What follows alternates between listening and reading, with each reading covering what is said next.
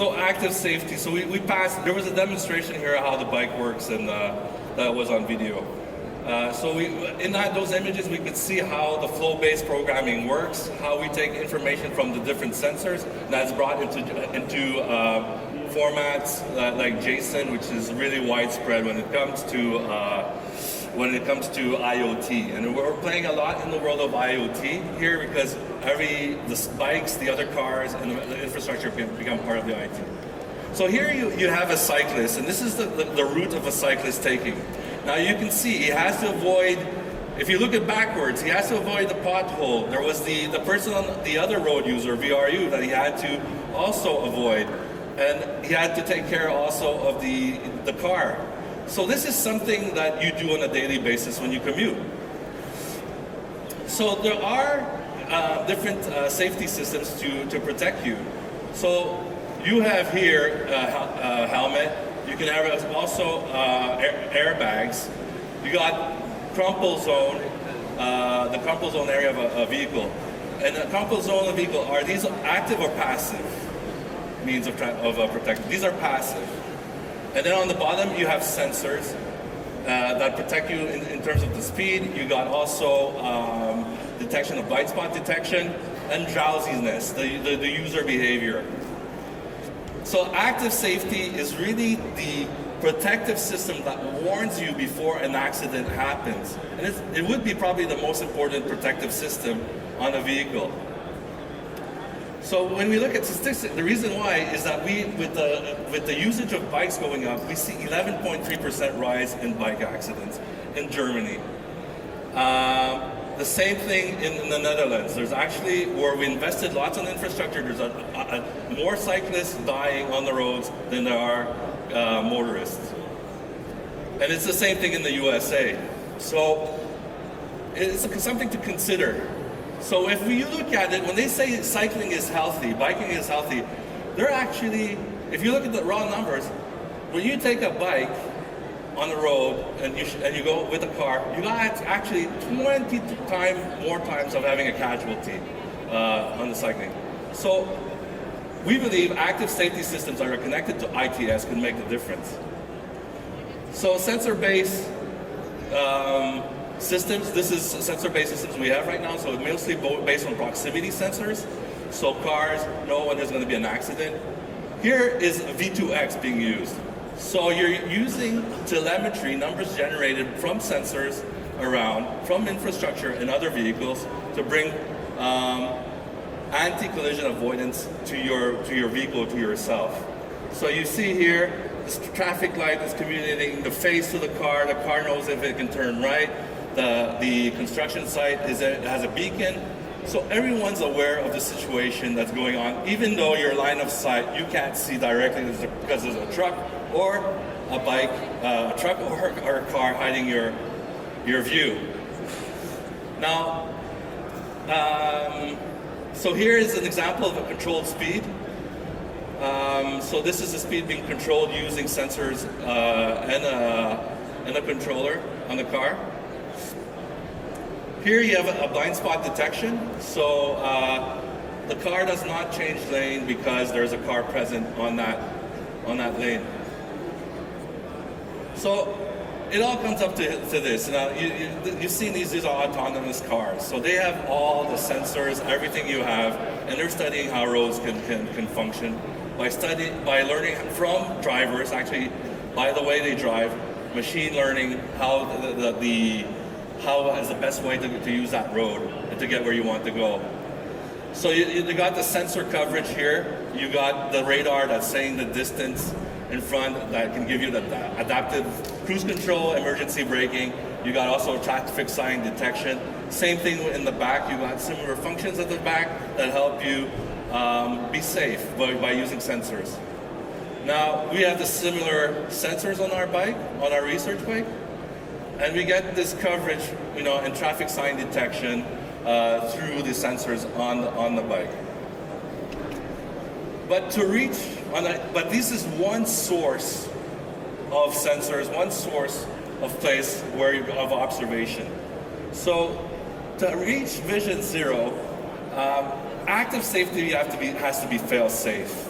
And that means it has to be redundant. Because even in this case where Uber used a car that's equipped with thousands and thousands of sensors, well, it didn't see that cyclist and crashed in it. So V2X, if it's putting the sensors together in an area, and CV2X could be the most important step to bring fail-safe active safety. So this is the evolution of DSRC, of V2X. So V2X, DSRC was first thought 15 years ago. And then that brought you general vehicle safety, driver assistance, knowledge about telemetry, about the other cars and your surrounding cars. Now the second brought the forward collision, avoidance, emergency braking, and the different functions. Now the third phase, which will probably roll out with 5G, well, this brings you advanced collision avoidance, and it also gives you the collective perception of the environment. So meaning all sensors that are within one area contribute to the safety of the users of that intersection. So you can have here, this is an example where you have CV2X, cellular vehicle to communications, where the different vehicles communicate together to make traffic flow better, so they can cross the lights, the traffic flow better in the city, so they can cross the lights together synchronously, so you have that green wave. That's actually done with level 2, and you could replace those cars with bikes or e-bikes. So in the flow of a city, you improve it by synchronizing the passage of these vehicles. Now, in V2X, for example, here you see how it works. You see a pedestrian trying to cross the street, jaywalking. Car camera perceives it, but this information is shared to all the different cars that are platooning, working together.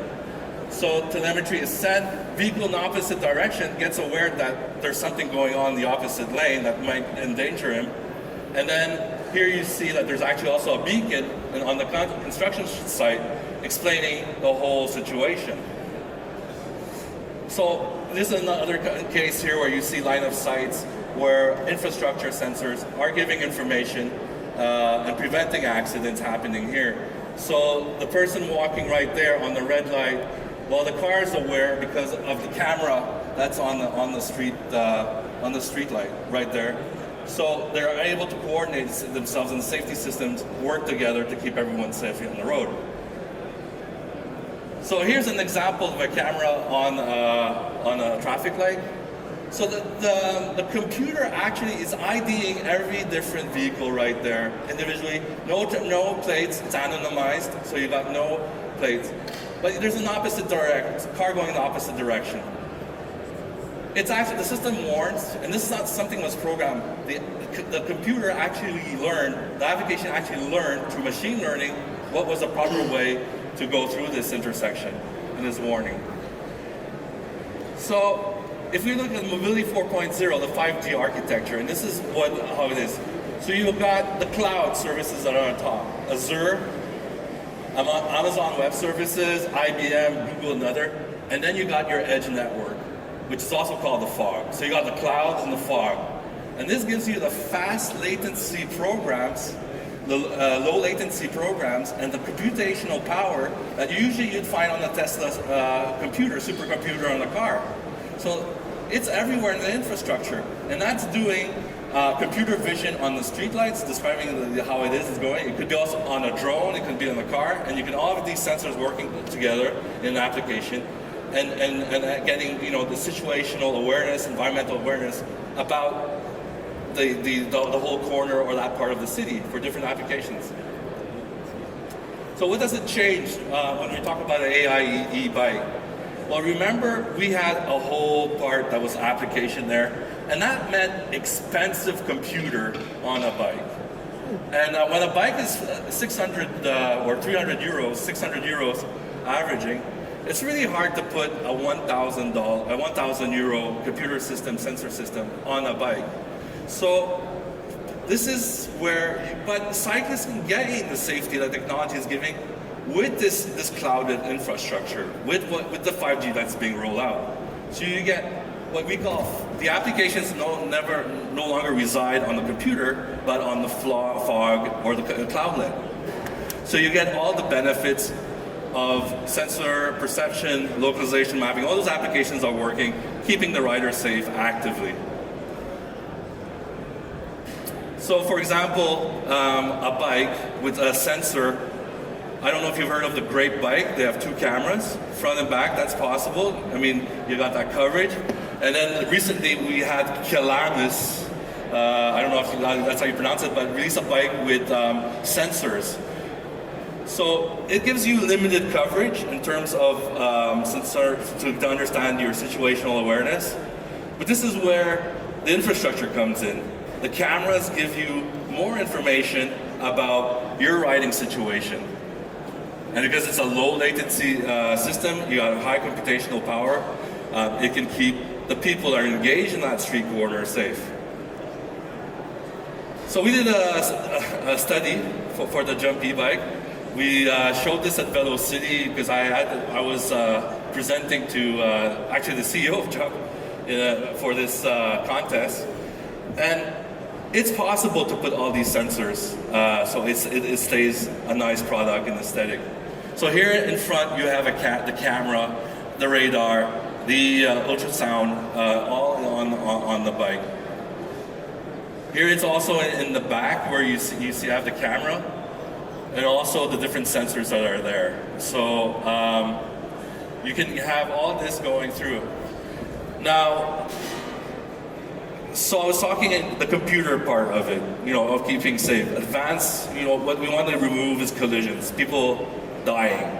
So you can have cooperative collision avoidance systems, advanced ones, like the safety force field. So now you're going to do, in the steps of mobility, you're going to do a virtual assessment. You're going to actually see the algorithm simulation. So here the force field is off. The cars hit each other. Now the force field is on, and all vehicles avoid each other. And that's thanks to CV2X and all this type of information. You see a second time, that's how they avoid. Now let's see it again. So much more satisfying to see them crash though. And that's it. So here we do an approximation of all the possible places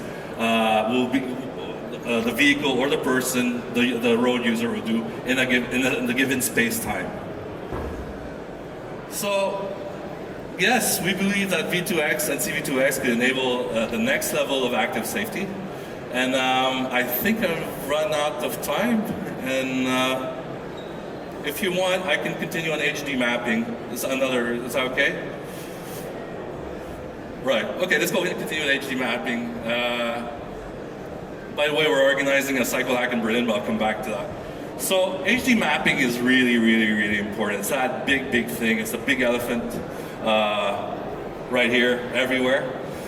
So if you look at the architecture of an AI bike, it's in the application area, it's the localization mapping. It's right there. It tells you that's the thing that knows where everyone has been and where the probability that that's the safest place to cross the road or engage the road or use the road.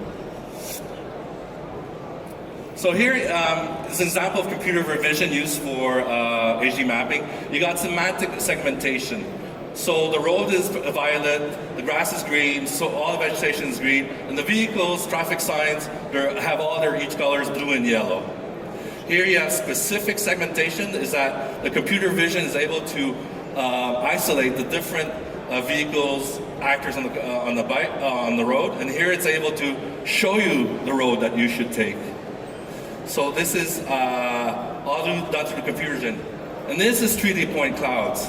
So the camera is using something called structure from motion, so it knows where the shapes of everything, and it does semantic point cloud segmentation. So all those points are grouped by object they are. So from this, you can actually create in real time 3D map object and update this information all the time.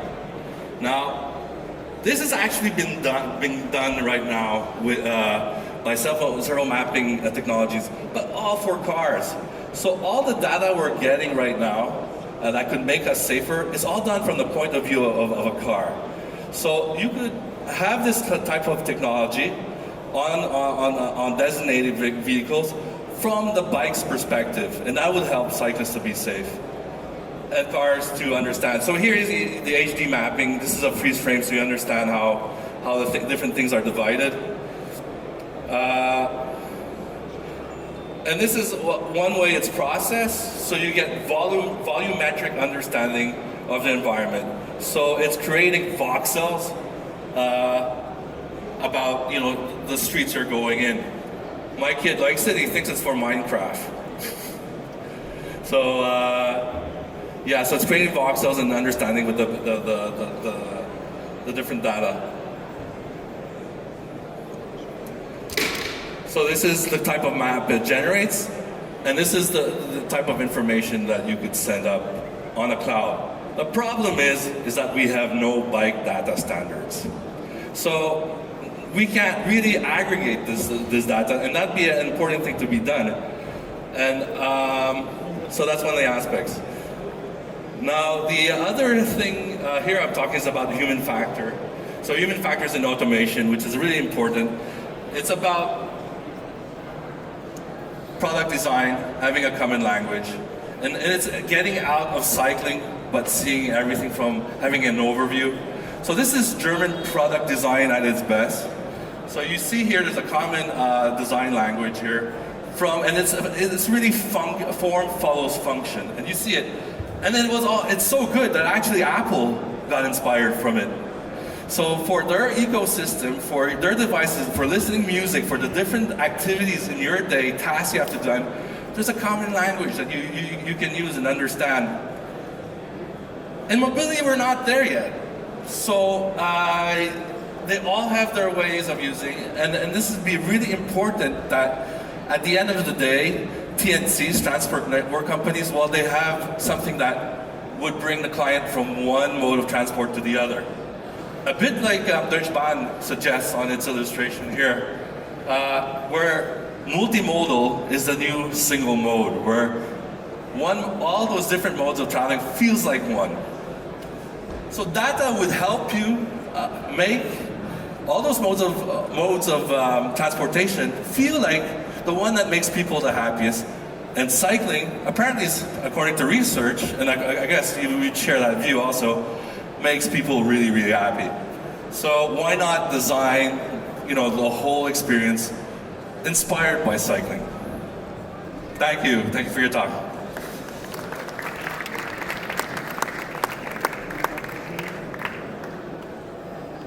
Any questions?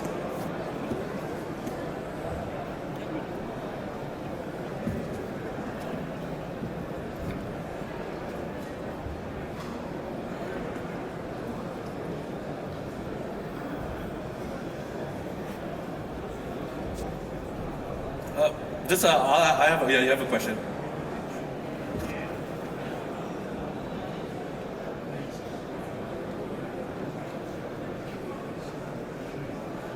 Well, which part? Oh yeah, okay, so we're talking about bike standards and the problems with that. It's something we're trying to fix. I know there was initiatives by the European Cycling Foundation a few years back to bring back bike data standards. That didn't follow through, but there is going to be a need. If bikes, and that's just, I think it's going to be for commercial reasons also, economical reasons, because eventually bikes, like it or not, is going to be part of a system of systems. It's just an evolution. And to make it fully functional and work in a system of systems, there has to be a bike data standard. Like a company like Peloton, which is a craze. I'm surprised you don't know about Peloton. That's creating content from bike data, and it's selling these huge amounts of home trainers.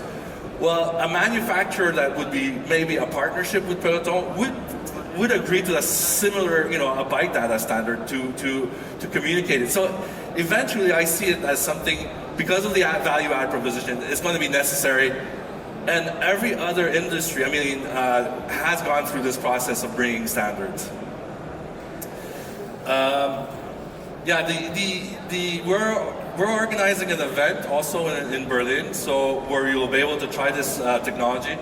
Where we're inviting, he's a Eurobike winner of 2016, who changed a lot, who brought laws to Berlin based on data.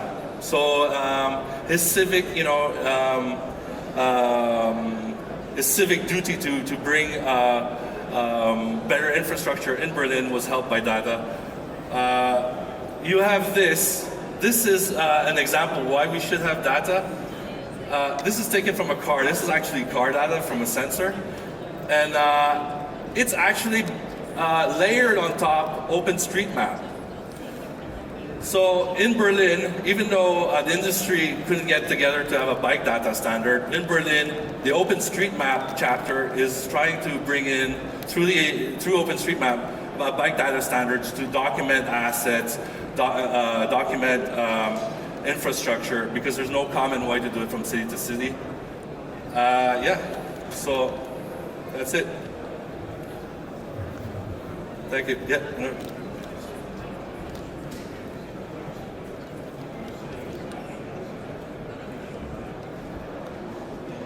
Oh, the OpenStreetMap. OpenStreetMap is a foundation. So the company that's using a lot of OpenStreetMap for navigation is Mapbox. Yes. And Mapbox started with a contribution from a foundation, the Knight Foundation, and Mapbox recently has been bought by Uber. So even Uber wants standards for some reasons. Yeah.